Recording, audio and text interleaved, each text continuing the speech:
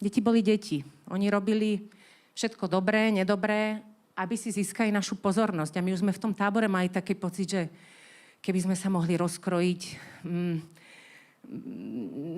nešlo nám to. Hej? A ja som zrazu bola zrovna prítomná, ako si jeden 9-ročný chlapček, voláme ho Miško, rozhodol utiec z tábora.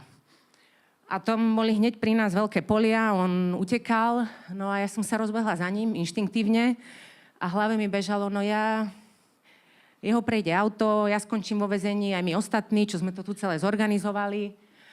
A bolo mi jasné, že ho nedobehnem, tak som išla inou stratégiou, že pôjdem rýchlo a možno rýchlo chôdzu, lebo som videla, že snáď aj on nevládza, aj keď má 9 a ja, neviem, 20 niečo.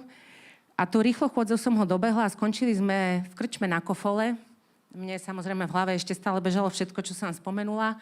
On mi začal rozprávať celý svoj život a bolo to také intimné a bolo to také dobré, také normálne.